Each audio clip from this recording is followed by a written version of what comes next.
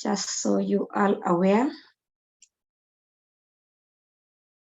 And confirming my speakers are here and they're in. So let's begin. So good afternoon and good morning, everyone. For those who haven't met before, my name is Florence Mugi, working with the Nature Conservancy as the Resilient Watersheds Coordinator for the Africa Program. And I'm also the coordinator for the Waterfalls for Africa Network, where you got the invitation from. So in case this webinar invite was forwarded to you and you would like to join the Waterfalls for Africa Network to be getting invitations to the future meetings as well as the newsletters, I'll be posting a link on the chat that you can use to sign up. So as it is our norm, we'll have a few announcements in the start. We'll have presentations and also we'll have the Q&A in the end. So as it is our norm, kindly let's keep muted if you're not speaking. And if you would like to engage, kindly put a comment, question, or any discussion topic on the chat, and we'll open it up for discussion at the end. So I'll share my screen just to give you a brief of what to expect from today's webinar. And in case you haven't checked our newsletter for last month, has great updates on all our work across the Africa region, kindly check it out. So we'll start with this welcoming that I'm doing right now. And we'll also have one highlight or feedback from Kerry Latham from Water for People, who will give us some feedback and highlights from All Systems Connect Symposium that was there last week, where some of the topics that we'll be discussing today were highlighted. I'll also give you speaker's profile, and after that we'll dig into the presentations, where we'll have Panchali present on the conceptual framework on water resources management, as well as WASH corporations linkages.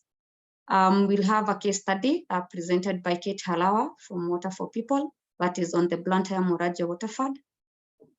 And later we'll have a discussion and Q&A time at the end. So we'll try to have as much time as possible during the Q&A time. And last, we'll have one final announcement from Nature for Water Facility on the next funding opening. So in terms of our speakers, before I invite Kelly to give us some highlights from the All Systems Connect, we'll have Panchali Saika, who is the program manager from Stockholm International Water Institute, that is SIWI. And Panchali works with water and sanitation program at SIWI, and her expertise lies in the areas of water governance and water resilience. At SIWI, she contributes toward research and knowledge development and implementation in those areas. She has also expertise in several programs, including city water resilience approach, accountability for sustainability partnership, that is with UNICEF, UNDP, and SIWI, governance, WASH governance hub in India, as well as a program with UNDP, SIWI, on water governance facility. The next speaker will be Katie Harawa, who is the Director of Inference and Scale at Water for People in Malawi. And Katie is a water sanitation and hygiene specialist with over 20 years work experience. And she's currently working as the Director of Inference and Scale for Water for People in Malawi. She's a great team leader, both in water supply as well as integrated resource management. She's also a founder, co-steering committee member, and a founder for Blantyre Waterford. So I'll stop sharing at this point and welcome Kelly to give us a brief highlight from the last week's event at The Hague. Great, thanks so much, Florence, and nice to be here with all of you today. So yes, it's very good timing. We just finished a big symposium that was convened by several WASH actors, one of them being Water for People, where I work as an advisor on climate and water resources, in addition to two other WASH organizations, one IRC WASH and the other Water for Good. So, looking at the title of the webinar today, which is all about integrating WASH into water resources management, one of the key focus of the symposium was integrating water resource management into WASH. So it gives me hope when you can see that desire for integration kind of from both sides. I think that these silos that I think the description of this webinar really did a great job of explaining, why they exist. And somehow we have these two different sectors that are both house the important need for securing water for basic services, for drinking water and sanitation services. We have these silos that we have to break. So last week we had a 3-day symposium, again hosted by WASH organizations, bringing in a water resource management perspective, and it was a great experience. And I have two takeaways or feedback points to share with everyone. One of them is that throughout the 3 days, it's still clear that even when you put a lot of effort in and a lot of interest in trying to bridge the gap, as WASH actors, I have found that it is still very hard for us to sometimes think beyond the intake point, beyond the well, beyond the dam, beyond the specific intake, to really look at holistically where the water is coming from and what needs to happen to secure it in the future. I would say the one exception was a session that was moderated and led by the Nature Conservancy, with Fred Kahara there facilitating.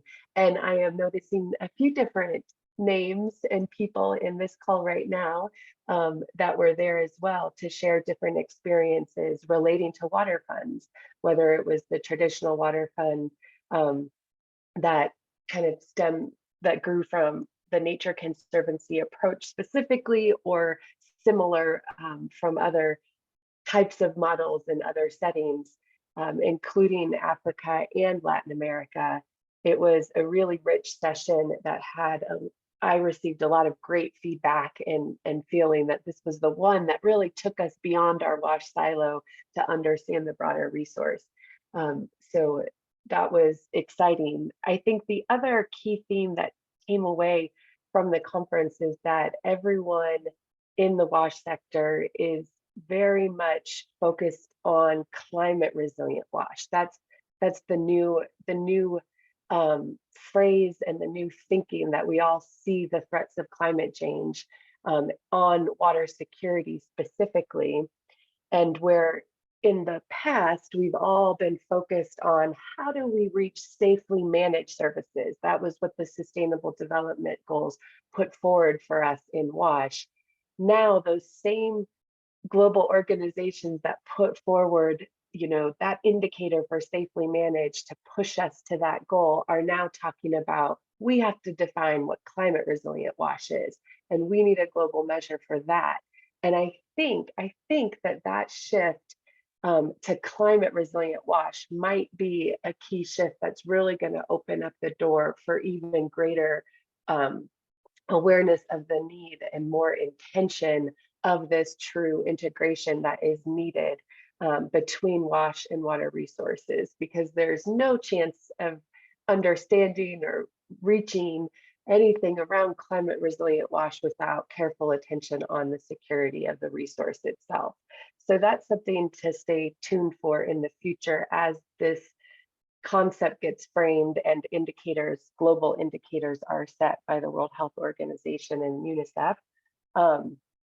And as we process some of these takeaways, I will be part of a group that is writing a climate action agenda as an output from the symposium that will certainly have some language to really call out for this intersection as well. So I'll be sure to bring it back to this great community of people who are interested in breaking these silos as well, and hopefully we can continue the movement together. That's it. Thanks. Thank you, Kelly. And those are indeed great feedback and a way forward after the symposium. In case you would like to hear more from Kelly, while sharing the recording, we'll be putting in her contact details so that you can reach out. So we'll dive into the presentation by Panchali. And in the meantime, you can put in your chat, comments, or anything that comes to mind in the chat. And as you can see in the chat, there is an introduction going on. So kindly put in your name, title, organization, as well as the country you're calling in from. Thank you. And Panchali, if you're ready. Thank you so much, Florence, for the floor and the opportunity to join this discussion today. Hello, everyone. Florence had already introduced me in her introduction. My name is Panchali Sekya, and I'm working with the Stockholm International Water Institute. And yeah, I will be also joining in this discussion in presenting some of the studies that we had done on integrating water resource management and water sanitation and hygiene for more improved cooperation, joint outcomes, and achieving global goals. And I will be sharing my screen now for the presentation. Just give me a while. And then also try to just get, let me take a minute in changing the, just give me a minute.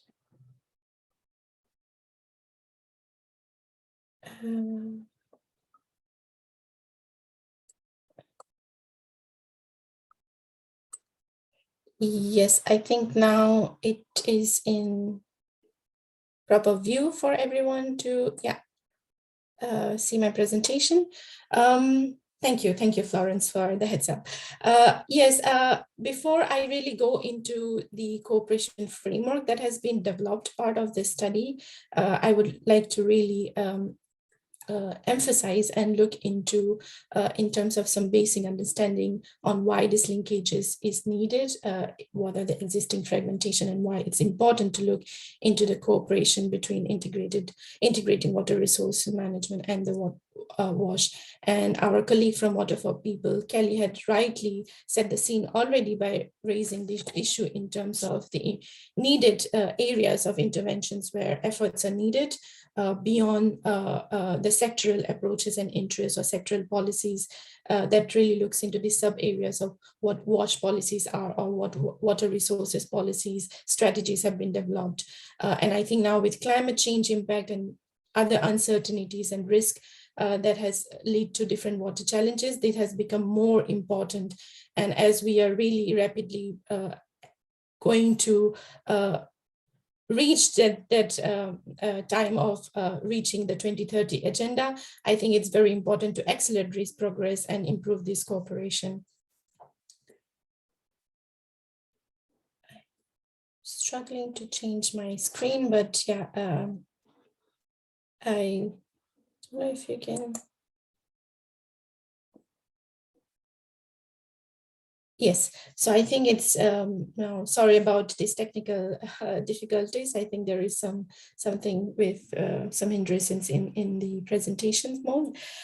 So one of the key messages from this study that we wanted to convey, that was together done in collaboration with UNDP and UNICEF on identifying and unpacking this water resources management WASH linkages, was to really look into how collaboratively they can work together as a sector, more looking into improved collaboration, where each area has an important role to play to facilitate positive outcomes in the other area. And this is very much, I think, very prominent, and everyone is very well aware. I see colleagues from IUCN, IMI is part of this webinar today, and they have been working on these areas for an intervention at local level and projects that really looks into improving this kind of collaboration and cooperation between the sectors. Just very briefly to just set the presentation, I wanted to raise this aspect that why this linkages and how this linkages and how they are connected. It's very much well known that resilience and sustainable and safely managed WASH services really largely depend on certain quantity of water, which is ideal of good ambient quality in order for a good service level outcome to be achieved. And for this effective management of water resources in areas of environmental flows, irrigation water use, industry, energy is very much needed and critical to ensure the sufficient quantity and quality of water resource and sources are available for services for all and at all times. So in the similar manner, when we look into conservation of water resources, I think WASH actors play a very important role in terms of protection of those sources, improved access and proper treatment of solid waste, water, together with measures such as water source protection initiated by water utilities, water service providers can reduce the negative impact of sanitation on ecosystem. And thus WASH can largely contribute to conservation and protection of water resources and environment through their efficient and safely managed services. Now, when it comes to why this is important, like I said, and also that was raised by Kelly earlier, looking into the ongoing challenges that countries are facing, I think it's important, more critical to look into the cooperation is a greater alignment of policies and practices are needed, which can support greater global policy coherence. Because if we look into water, which play as a central role in vast array of sectors, effective cooperation between these stakeholders then would contribute advancing in global agendas such as the Sustainability Development Goals, SDG 6, which really looks into, for example, targets of increased wastewater treatment, good ambient quality of freshwater resources would contribute in securing access to safely managed drinking water services. Similarly, safely managed sanitation would improve ambient quality of water, leading to protected water related ecosystem targets. And also widely the overarching target of integrated water resources management that can contribute in achieving all the SDG 6 targets and goals. So when we look into the SDG 6, in addition to that, what is also important that Kelly had also talked about is the climate resilience aspect. The climate change can be highly effective argument or an entry point for leveraging interest in strengthening this cooperation. And the rationale for cooperation due to climate change is actually really strong, and given the impacts of disasters like flood and droughts in terms of the influences that change the quantity of water, quality of water plays a critical role here in terms of achieving the objective of Paris Agreement. Another crucial point that is really important when we look into climate resilient WASH services would be also looking into the water resource monitoring and planning for mitigating, again, climate risk. I think the data, the monitoring aspect around different hazards, the vulnerability is very critical point for WASH actors to achieve these objectives of adaptation and mitigation. Another aspect looking into it is the Sendai Framework on disaster risk reduction, where ensuring basic WASH services continuity during disasters through this collaboration and cooperation will be enhanced, as well as looking into drought and flood preparedness measures, ensuring early warning systems are in place, which has this data and information from the water resources sectors, and they're rightly disseminated to the WASH actors to protect the infrastructure services from water-related disasters. Now, when it comes to, I think Kelly had raised a very important point of that there is an interest and effort is needed to move beyond this point of, looking beyond the, say, the wells or looking beyond the water points. And this is where it's important to look into the policy institutional aspect, the water governance aspect of how the different governance functions, structures, and processes take place in each of these subsectors or areas of WASH and water resource management. For improved water governance in WASH and improved water governance widely, there are several governance frameworks that has been developed and conceptualized to support this. One particular that is very prominent is the WASH system and building block approach that has been widely adopted with multiple iterations by different organizations like Sanitation and Water for All, UNICEF, WaterAid, with many commonalities that has helped improve many countries to improve their programs and policies using in this kind of frameworks. But what is also important to look into is not just the functions and operations in each of these water areas of WASH, but also widely looking into the water governance in the whole sector of water resources, WASH, also including the transboundary water cooperation and collaborations. And this is where I wanted to bring your attention to this framework, a conceptual framework that has been designed for practitioners to really look into how to improve water governance, where we talk of a specific sets of water governance functions or processes that are implemented by an assigned agency, ministry, department to have improved development and implementation of water resources management and water services. And when we look into how these processes and functions are implemented with effective quality of, say, participation, accountability, transparency, that is when you can achieve wider outcomes of sustainability or resilience. When it comes to looking into a particular aspect of how these functions appear or sub-functions in different sectors, subsectors or areas, I think there are some overlaps, commonalities when it comes to WASH and water resources when they perform these functions. Just for example, regulation. When it comes to regulation of water, when it comes to the WASH actors and stakeholders, they look into water tariff designing. They look into consumer protection and service, improving the service level. And then when it comes to the water resources actors, they're responsible more looking into the environmental regulations, water quality regulation, protection of river, protecting rivers from pollution. Those kind of aspects are taken up by the water resources actors. So these are some common areas where both WASH and water resources stakeholders can work together, and it's very much needed. If say, for example, water regulation and environment is and water quality is done standalone from a different department, and there are a lot of fragmentation at different levels, then it's impossible for the WASH actor to provide good services and really improve the water services without having a coordinated approach or without having a common dynamics around regulation. In many countries, there are regulatory body at the national level, and many countries or municipalities, they lack not having a regulatory mechanism very effectively enforced when it comes to water and sanitation services. So there are a lot of gaps and evidences from different countries where improvement in this kind of areas can help both the WASH and water resources actors. Now, coming to the actual cooperation framework that we have presented in this study that was done with UNICEF and UNDP, here we actually looked into overcoming this fragmentation with much attention on this governance aspect on the policy and institutional level, and creating the enabling environment for cooperation and coordination to reduce this fragmentation. A list of sub-functions were identified for this, where water resources cooperation, water resources and WASH actors can cooperate.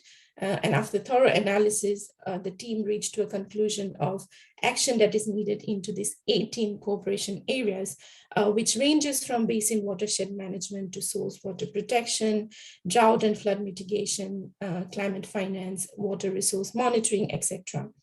Now, these areas are then categorized in terms of when there is collaboration and coordination between these actors across these areas, there will be broad joint outcomes that can be achieved, which is by improving along these 18 areas with an end outcome to ensure a safe, clean, sufficient water supply for all in a way that respects the integrity of environmental flows. Now, although all the 5 joint outcomes are closely interlinked and interdependent in their contribution to achieve the long-term impact, they reflect clear directions for sectors to align commitments and for all relevant actors to take cooperative actions. I will go through in detail each of the joint outcomes and how working together between these actors can help identify some opportunities, areas for collaboration and cooperation.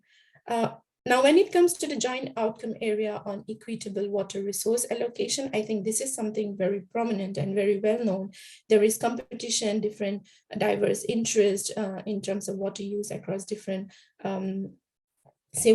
domestic consumption, for public spaces, use of sanitation facilities, for irrigation purposes, for energy use. There is a lot of competition, and I think this competition and conflict even gets more severe when there is a climate disaster, when there is scarcity of water, when there is drought. So I think this is something that needs a great attention, where we looked into these 3 cooperation areas for equitable water resource allocation to achieve that, where cooperation on basin catchment and watershed management, interbasin water transfer, and multipurpose water infrastructure development could help improve the wider water sector.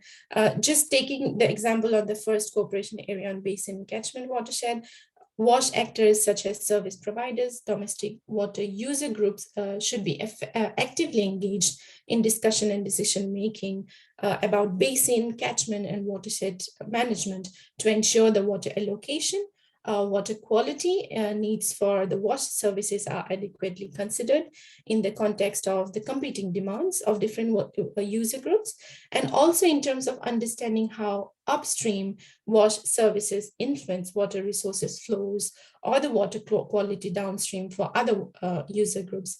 Now, looking into that, what opportunities for collaboration and cooperation occurs is that this will help not just increasing the human rights to water and sanitation for everyone, looking into the adaptability, acceptability, availability, and different contexts in terms of achieving that. But also there is this new way of looking into human rights to healthy environment in terms of awareness on building on equitable water resources that this WASH and water resources actors can work together, and also supporting meaningful WASH engagement in basin catchment and watershed management, as well as collaboration and cooperation to avoid need for interbasin water transfer and avoid negative impacts of interbasin water transfer. So I think here it's more when we look into the collaboration between the actors that is required for planning and executing such transfer of raw, untreated water, treated water, wastewater between basins, or within basin to resolve imbalance in supply and demand, and also cooperation in particular importance to ensure that interbasin water transfer do not compromise the domestic water needs in source basin or damage the environment in the entire basin. As well as also looking into making water resource monitoring data available to WASH service providers and vice versa. Very quickly going on the joint outcome for sustainable water management, here looks into the source water protection. I think we will have a presentation on a water fund following to my presentation, where we will have more understanding on this. Also looking into cooperation on pollution prevention and also wastewater reuse, which opens opportunity to collaborate and cooperate, that introduces a scale-up of successful source-to-sea approach, where upstream-downstream collaboration is essential aspect in that. Also scaling up catchment management aspect of climate-resilient water safety plans that can be developed and designed and implemented, and also ensuring that water tariff, wastewater and water tariff factors are considered in cost of mitigating the negative impacts on the environment. Also looking into the conducive enabling environment for wastewater reuse acceptance, scale up, recognizing its multiple benefits across different water users in terms of its use and reuse.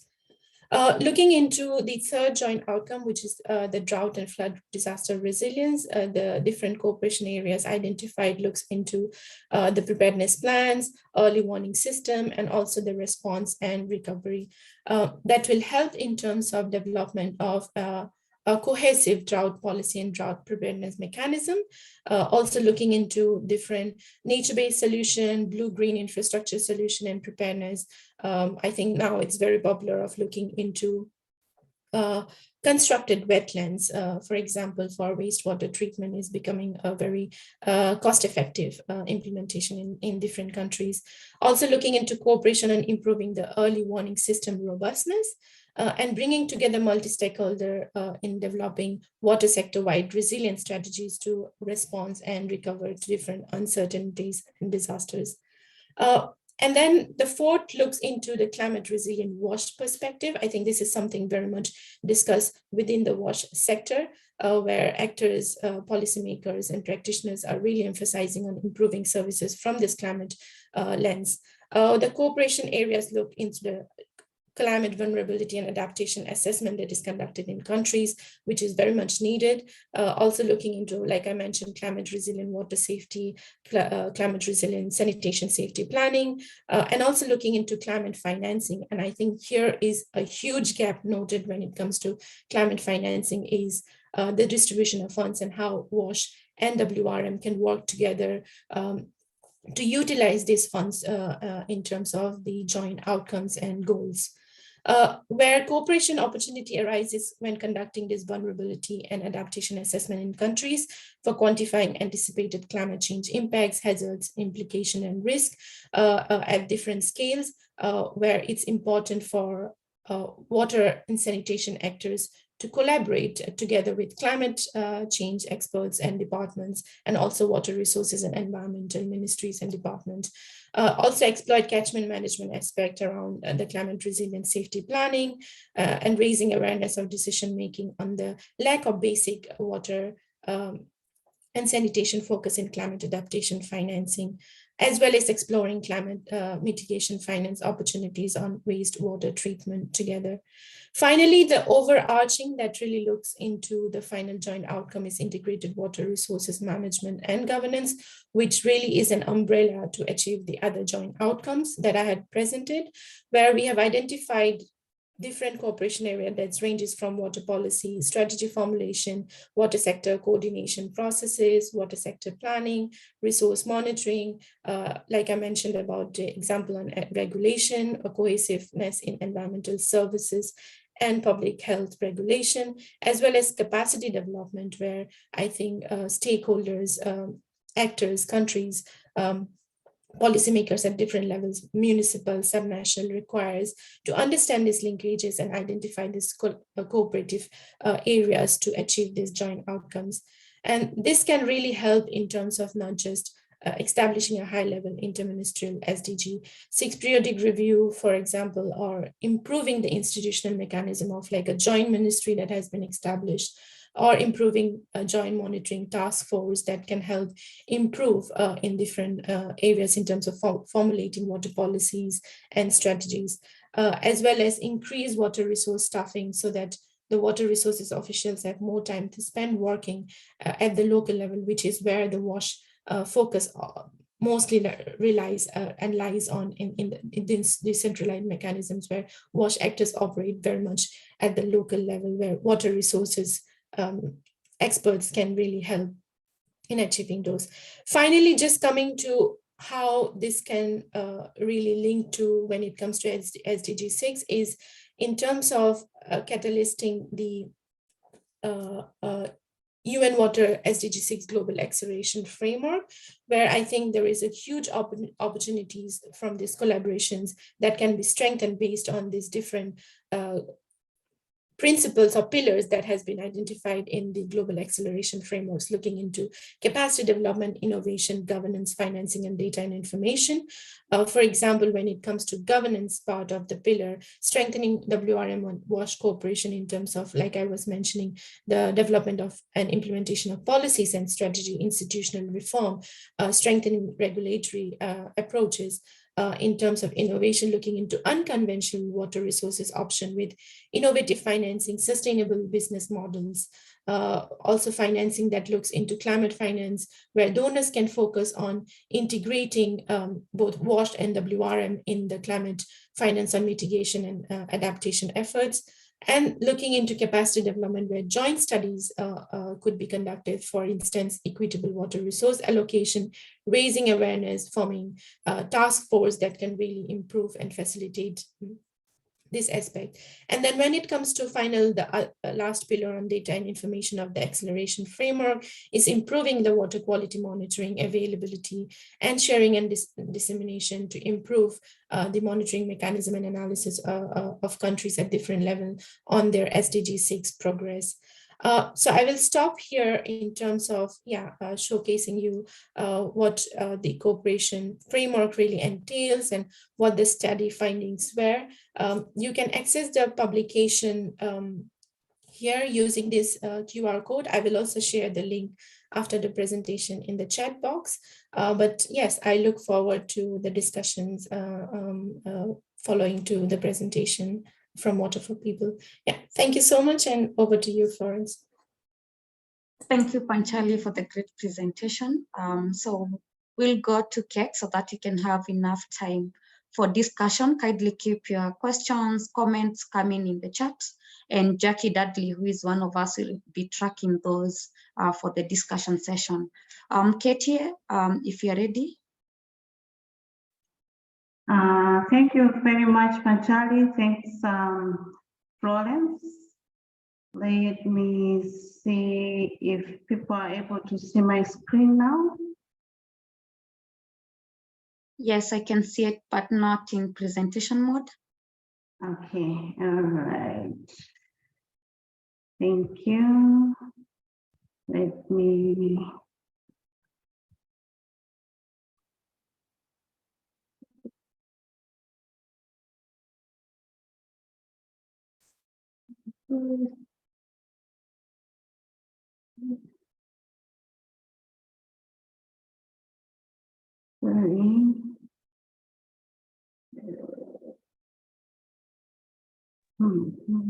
Bottom right corner there, Katie. Come again? If you hit that bottom, the icon in the bottom right corner next to the slider bar, then you'll go presentation mode.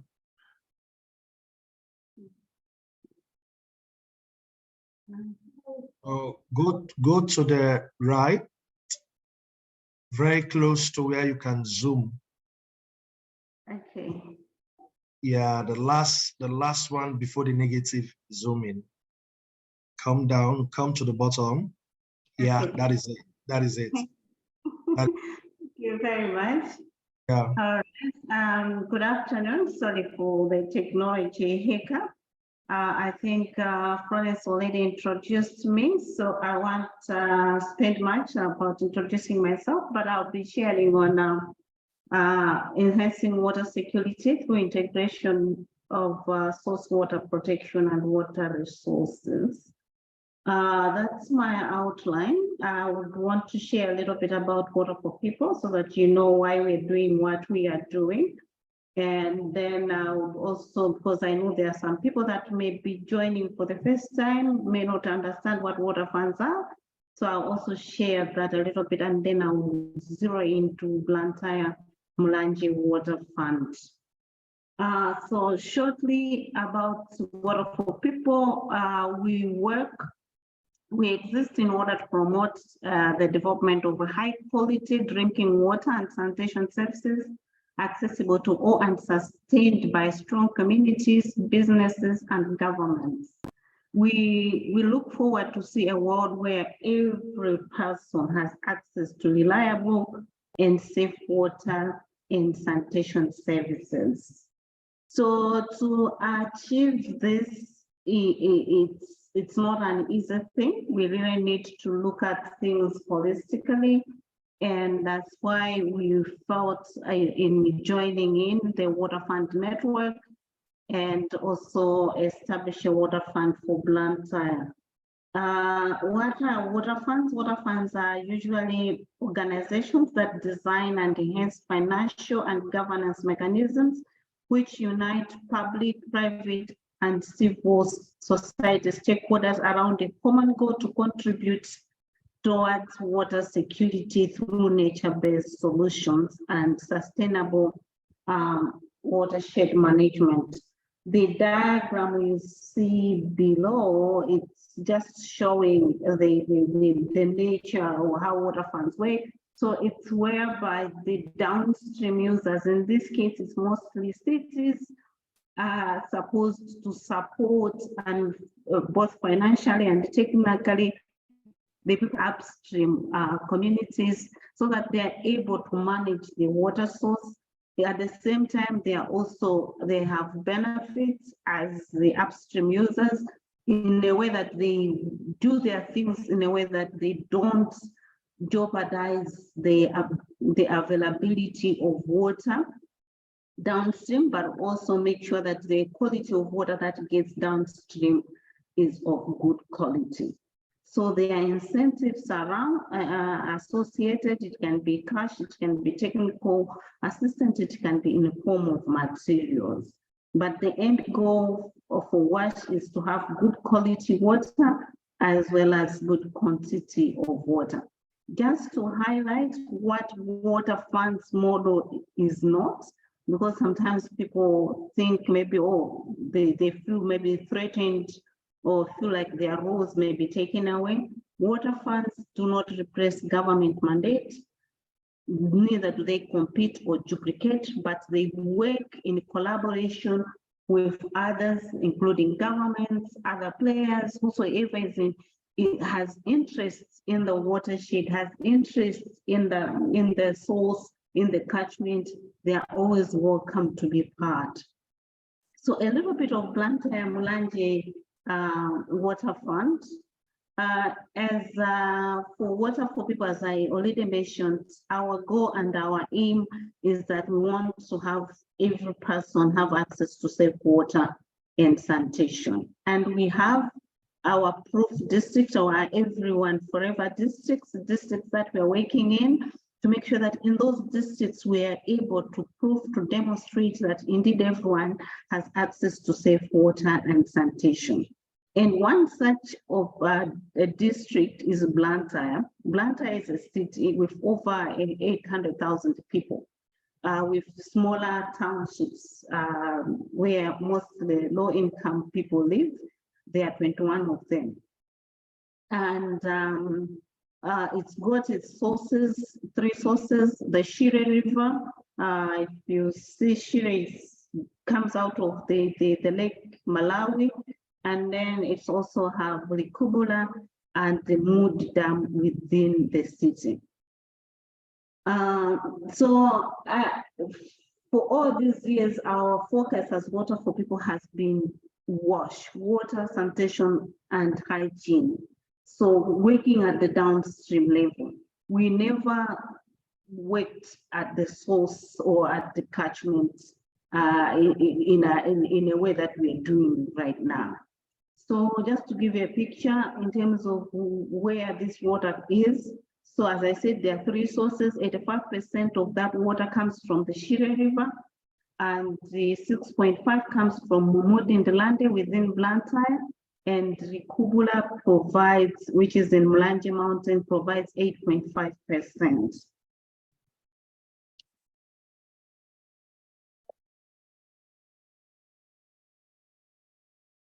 Oops, I think something came and my slides are not moving again. Sorry, Kate, you can click on the PowerPoint slide, and then you can try moving to the next. Okay, all right, thank you. So there are challenges, however, for Blantyre with the growing population in Blantyre.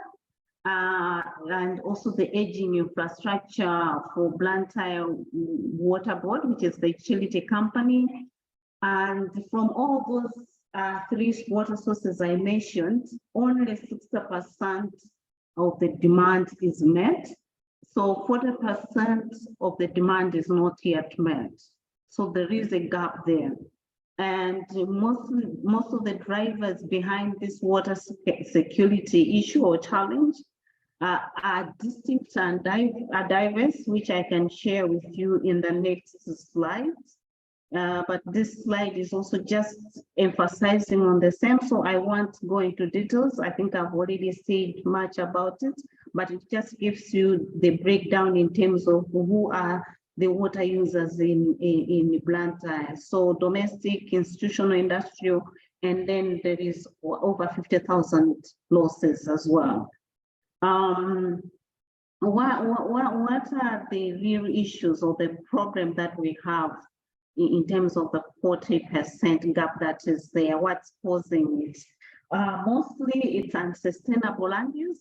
So people in agriculture, bad farming practices, deforestation, issues of charcoal energy, land encroachment, urban development, variable rainfall. So there are a lot of challenges that are there that end up in resulting into floods or food insecurity, displacement of people. And in this year, 2023, just a month ago, we had Cyclone Freddy, which already displaced a lot of people, and people until now, some of them do not have a place to stay. And we have water interruptions, all because of this challenge related to catchment management. So what are the activities that we think when we do them, they will definitely help in replacing and bring back the kind of results we want: good quality water, good quantity of water, reduce the sediments, and bring back the biodiversity that has been lost and reduce the cost of treatment. So there is reforestation, conservation, agriculture, restoration, clearing of invasive species. There are a lot of invasive species within the catchment area, especially the Mulanje one, and also forest protection, and also work with the agroforestry as well as the people in the urban area to come up with some woodlots. The slides that I'm showing you here, it's just an example of the challenges that Blantyre is facing right now. As you can see, this side, it's an intake. It's the same place. This is at Shire intake at the Workers' Ferry treatment plant. When it's normal, you see the water there, you see the intake properly. But during the floods and when there has been heavy rains, which bring a lot of sediments because the lands are bare, so you see everything is blocked there. You can't even see the intake. As a result, people end up with so many days without access to safe water, without even access to energy. So it's not just the water sector that has been affected, but it affects even the energy sector. It affects even the banks because they can't operate. So all those challenges compounded together. So what we've done so far is to come up with to do a feasibility study, and that feasibility study has given us some preliminary cost estimates of what is needed, in terms of money in order to recover, to get back to normal, to get to where we want in terms of catchment management for all the three. The sheet, of course, is divided into three, and then the Kubula is also divided into two. But in total, we need almost $500 million US. But the good thing is that we've broken this into smaller bites, so we can know where to start from. Like Moody requires little money. So Moody in the land is this one, which requires around 394 Malawi kwacha, which it's manageable, and we can do that within a short period of time, maybe 2 years. We should be able to show some results. And then we can maybe do Moody, which also needs maybe close to 1.5 million US. So in a nutshell, that's what we need. But how can we do it alone? Water for people alone can't do. The water utility cannot do it alone. The energy company cannot do it alone. So we need to hold hands to work in partnerships. So we've formed partnerships to date, and we have an interim governance arrangement, which is by an interim steering committee. And as you can see, the steering committee has an 8-member. It's an 8-member committee, but includes the National Water Resources Regulatory Authority, the Ministry of Water and Sanitation. So you can see the water resources there and the water supply or the WASH are joined together, but we also included the Ministry of Environment and Climate Change, and there are NGOs involved, Water for People, TNC, and the utility company, Blantyre Water Board. We also have the private sector, the FGH Bank and Castell. On the technical work groups, which we are still working on, but we have some of the stakeholders are even here, have joined in terms of nature-based solution. We already have Mulanje Mountain Conservation Trust, we have Amidst, we have other players that have interest, leads, the academia are all interested to help and be part, because they have a stake in all these catchment areas. So just to bring you back to show in terms of the water fund cycle, that's the main cycle, but we are currently at a design stage. So we've formed the water fund board, I would say, or the interim steering committee, but we are yet to come up with the other portfolios, and we'll be doing a business case very soon. I think in short, I think that's what I can share. I know I don't have much time, but also to give room for people to ask questions. So thank you. And thank you, Florence.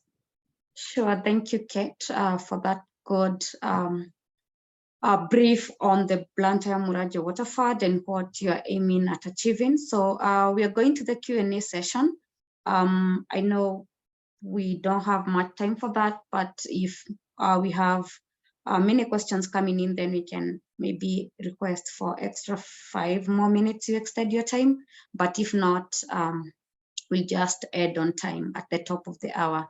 So Jackie, do you have any questions to kick us off? Yes, thank you, Florence. I've received 2 questions. I'm going to post the... Sorry, Florence, thank you. Yes, I've received 2 questions. I've just posted the first one in the chat. This one is to Panchali.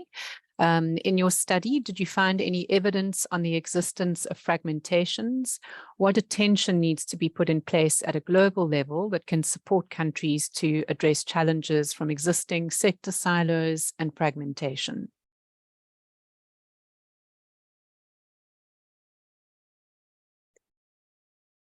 Should we go ahead with the response now, or we take a couple of questions? Florence, check in. I think either way is okay. I think we can answer this one, and then we can take Jackie, the hand that is raised, and then we can proceed to the second question. Yes, thank you, Jackie, for that question. I think this was a starting point for our study, looking into an assumption that this kind of silos and fragmentation exist. And it can be seen usually in the governmental institutional setups, where it's rarely a case that WASH activities are governed in the same ministry that also deals with water resource management and environmental issues. With some exception in countries, they have started looking into, like in Ghana, in India, they have merged ministries.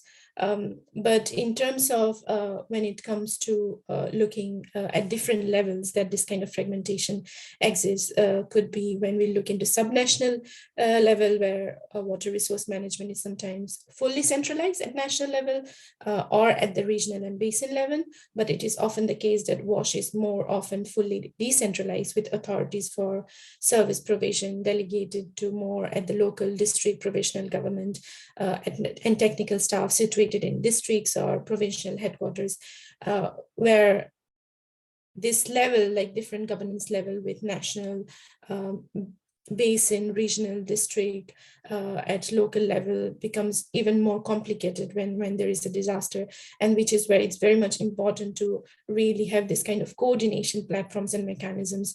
Or for example, if you look into fragmentations, evidences also show that WASH-specific policies and strategies have been developed with, say, support from official development assistance, ODA support, with little or no references to links with water resources. So we have also found cases around that.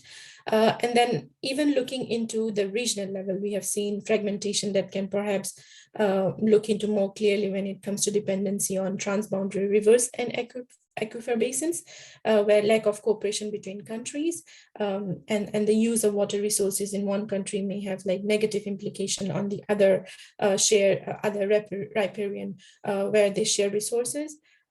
Despite understanding this important that cooperation is needed, we noted that the global monitoring on SDG 6 shows that the arrangement of for transboundary water cooperation are often absent, with only 59% of transboundary basin area countries covered by operational arrangements. And I think this was from us monitoring data from 2020 of the SDG 6. So yeah, there are fragmentation that are present. I think the whole objective of this study was not to say that we need to merge everything or reduce the fragmentation. I think it was more of how, and of course, some fragmentation will definitely exist in countries, but it is about improving this coordination and cooperation between actors that can help reduce some of this fragmentation, where they can work together to achieve joint outcomes and objectives.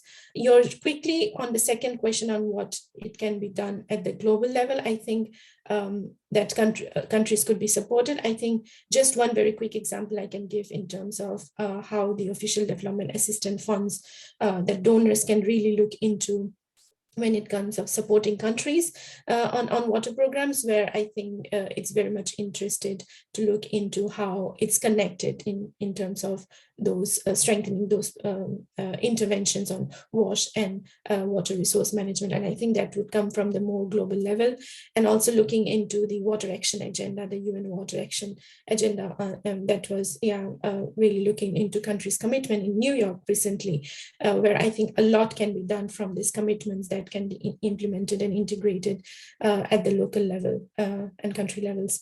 Yeah, thank you. Thank you so much, Panchali. I see there is one participant with a raised hand from the Dennis Mickey Foundation. Please go ahead with your question. Thank you, Jacqueline. I was trying to change my name to Emily, but I couldn't. Hi, everyone. I'm Emily Mickey, and I'm joining in from Cameroon. I am the founder and CEO of Dennis Mickey Foundation, a nonprofit organization in Cameroon. We recently launched Drop of Hope, which is a project from young actors across the globe working to push for water and sanitation, water access. And we were at the UN Water Conference where we hosted a side event. So my question is actually how to be a member of the Water Fund, because when I came across the Water Fund for Africa website, I only saw the email listserv option as a means to join. So I don't know how engagements are done, how are members recruited, or how do you participate? So if there is more information that can be shared about that, I'll be grateful. I'm happy to be here today because the presentation has given more insight about the work that is done by Water Fund Africa. So I would really love to know more how my organization can become a member and our projects as well.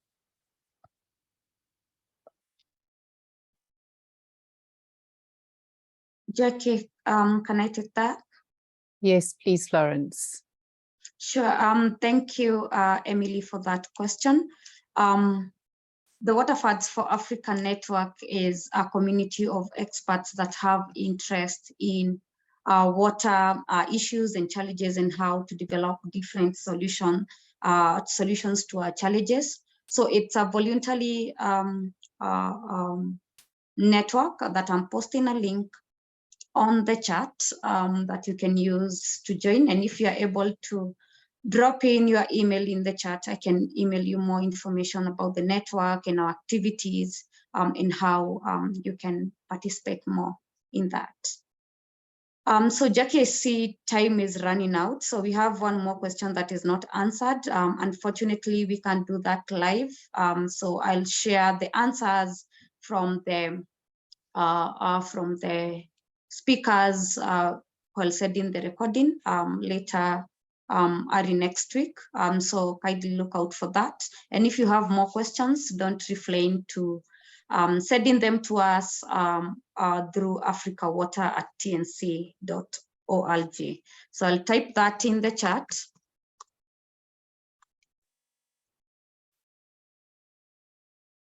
africawater@tnc.org. That email will come to me and I'll be able to answer all your questions related to water floods and source water protection. So we have one last announcement about the Nature for Water facility call for applications in case you would like the services from Douglas for 1 minute, and then we can close. Okay, thanks, Florence. Yeah, my name is Douglas Nyalei. I work for the Nature for Water facility of the Nature Conservancy. And it's really important. Thanks for coming up with this seminar, which is important on integrating WASH and water resource management. Now, about the Nature for Water facility, just in 1 minute. It is a facility that was built by the Nature Conservancy and a consultancy firm called Pegasus. I'll share the link so that you get to know more info about it. And it's purpose built to be able to support sponsors to build our watershed investment programs. And when we talk about sponsors here, we're talking about utilities, government agencies, NGOs that are facing a water security challenges. And what we do is we support them with technical assistance to be able to come up with a watershed investment program. So the way we do it through a sponsored engagement or a fee for service. In a sponsored engagement, what we do is we are the ones that support or fund development of a watershed investment program. And we do this through 2 annual calls. So in other words, we do it every 6 months. The next one is coming soon. That is in May 22nd, we'll be opening up the call.